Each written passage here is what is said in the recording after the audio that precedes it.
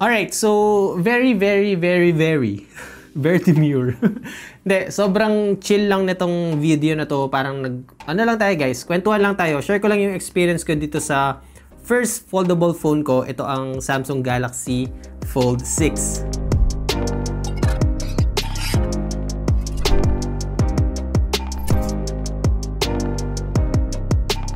What's up guys? Ako nga pala si Poy and welcome back sa channel. So sa mga hindi nakakaalam guys, yung previous phone ko is yung Samsung S23 Ultra. Sobrang ganda nun guys. More than a year ko yatang phone yon.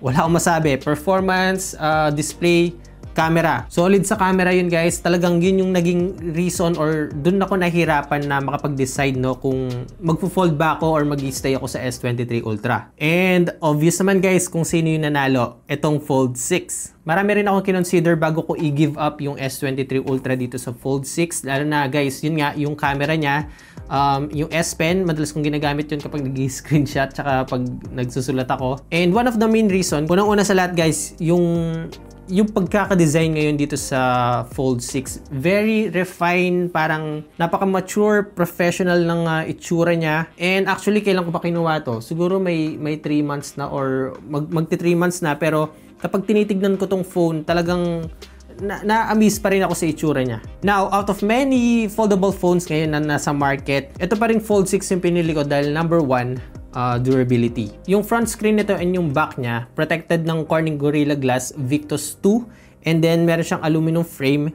tapos naka IP48 rated pa. Meaning guys, water resistant siya, pwede siyang malubog up to 1.5 meters, and dust resistant. Yun yung isa sa in-upgrade nitong Fold 6 doon sa Fold 5. Sa screen guys, wala akong masyadong idea sa experience from Fold 5 no, pero based sa na-research ko, medyo mas malaki siya ng konti at mas maganda siyang gamitin no. Now, may only concern talaga dito sa screen dito sa labas. Very narrow nga naman talaga siya. Wala naman ako masasabi dyan, no? Hindi siya yung usual na typical size ng smartphone screen dahil talaga namang medyo patpatin yung outer screen nitong Fold 6. Isa sa pinaka nahihirapan ako dito guys, yung keyboard. As in talagang sabi ko nga parang gusto ko nang ibalik itong Fold 6 dahil nahihirapan talaga ako mag-type. Pero from time to time siguro medyo sanay na ako ngayon. Nagkakamali pa rin, may typo pa rin. Pero yun nga, na-adapt ko na rin yung size nito. Media consumption guys, wala akong problema dahil okay naman din yung screen niya. Medyo may konting hindi lang basta hindi pantay yung ibang yung ibang apps like yung sa Facebook, may time na medyo crop ng konti yung picture or medyo malaki siya, ganun. So, expecting talaga ako na magkaka-OTA to na maayos lahat ng to. So, yun nga, balik na tayo dito. Now, dito nag-iba yung feeling ko dito sa Fold 6 nung inopen ko na siya. Kumbaga parang namimiss ko yung huge display ng S23 Ultra, pero kapag ina-unfold ko itong Fold 6, sinasabi ko sa sarili ko, ay, okay lang. Mas malaking screen nito. Kakaibang experience talaga siya guys Kumbaga, until now, bana pa rin ako or kumbaga parang every time na in-open ko siya, talaga ba? Ganito yung phone ko ngayon na nagta-transform. Parang ganun Both screen is good. Okay ang resolution nila. Maganda ang color. Samsung guys is Samsung. 120Hz refresh rate. Both outer and dito nga sa inner display. So kahit saan sa dalawa yung gamitin ko, satisfied naman ako. Yung essence ng pagkakaroon ng foldable phone, dito ko talaga siya na-appreciate guys. Kasi sa work, kapag gumagawa ako ng script, sa business. Overall, sa multitasking, which is pag-uusapan natin mamaya sa performance, almost 80 or 90% ng paggamit ko dito sa Fold 6, yung inner display yung ginagamit ko. Usapang Chris, yes, again, sasabihin ko ulit sa inyo guys, na yung iba, ewan ko pero para sa akin guys, ito walang halong biro meron siya.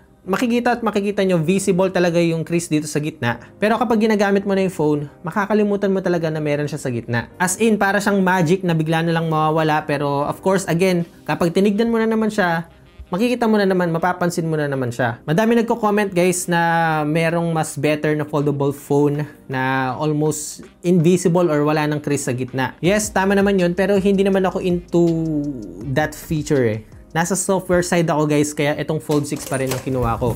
Bro. Nakikita mo nagsushoot ako, di ba? Hindi, malapit na kasing ilabas yung Deadpool and Wolverine sa Disney Plus. Napanood na natin sa sine yun, di ba? Oo nga, pero gusto ko kasi siyang panoorin ulit sa TV. Kaya lang, yung binili mo, hindi naman Smart TV. Ay, oo nga pala, hindi pa pala Smart TV yan, no? Gusto ko na nga lang ibenta yun eh. Benta ko na nga kaya. Oh, teka. Ikaw naman masyado kang benta agad. May solusyon ako dyan. Ito. Let's turn your ordinary TV into Smart TV with PLDT Home Stream TV. Puro TV. Powered siya ng Android TV 11, meaning any compatible streaming apps pwede mo install dito. HBO Go, View, Disney Plus, YouTube, and more. Mag-e-enjoy ka talagang manood dito dahil kompleto. At ito na nga, turn your small screen into bigger display dahil may built-in Chromecast and screen mirroring na to. Speak to control using voice command dahil meron itong Google Assistant and Google Home. Hey Google, uulan ba ngayon? Today in Santo Rosario, there's a moderate chance of rain from now until about 7 p.m. May quality Dolby speaker na siya kaya pwede kang mag-chill sa pakikinig ng music gamit to.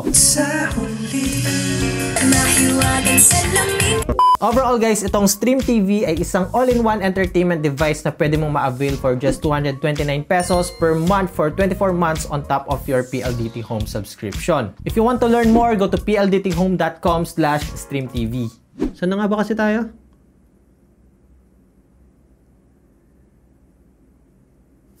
Pag-usapan na lang natin guys yung performance. So, para dito sa Fold 6, naka Snapdragon 8 Gen 3 siya, which is very powerful chipset yan.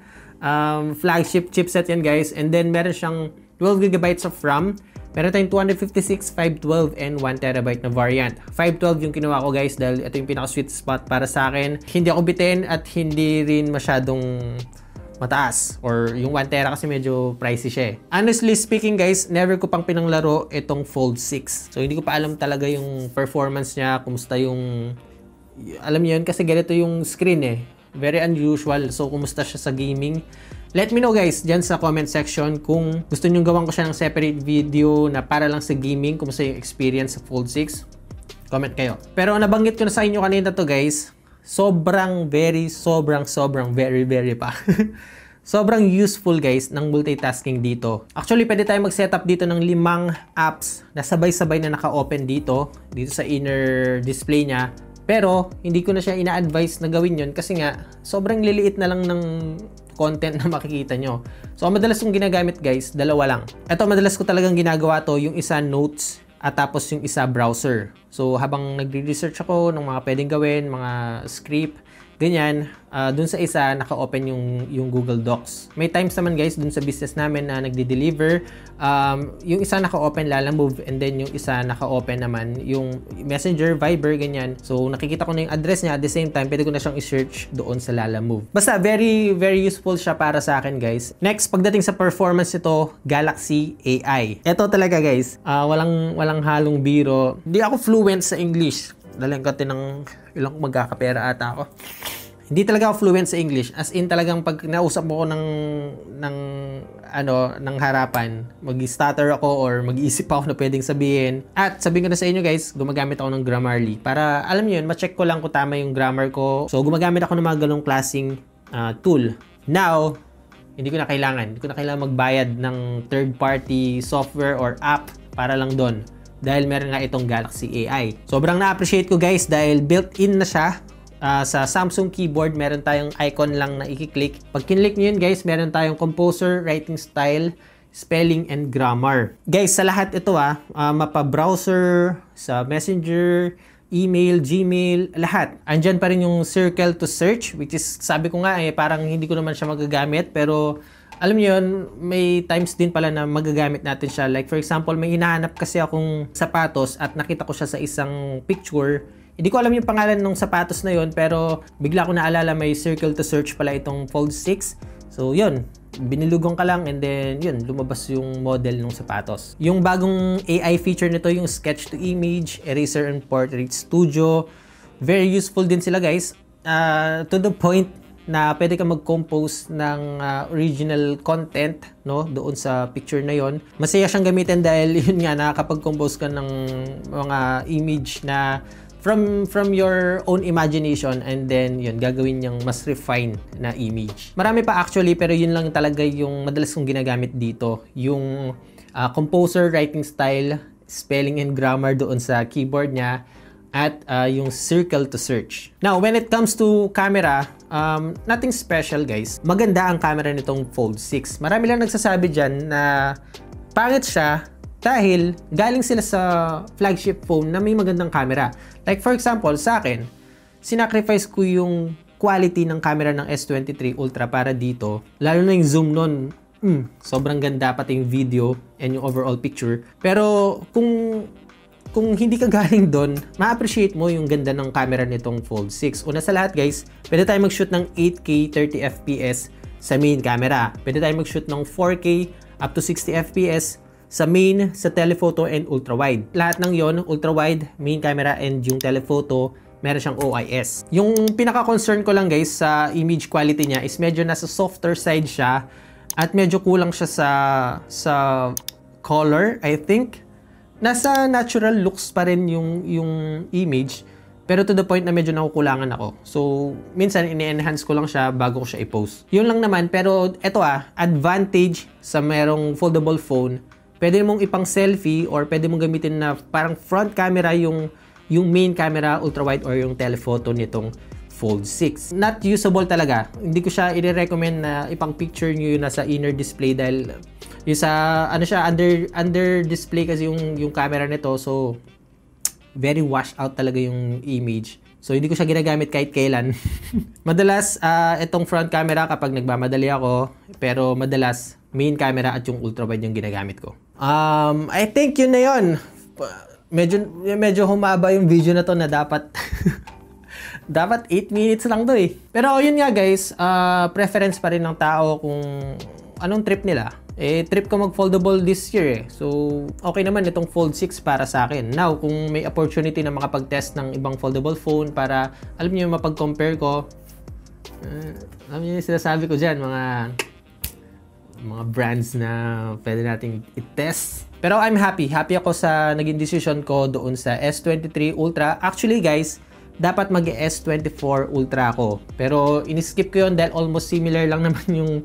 Wala nagbago. Parang yun lang naman. Wala nagbago para sa akin. So, from S23 Ultra to Fold 6, wala akong pinagsisisihan kahit ano. Hineads upan ko na yung sarili ko na mawawalan ako ng magandang camera, ng bigger battery and fast charging. Dapat meron kayong reason kung bakit kayo mag-switch.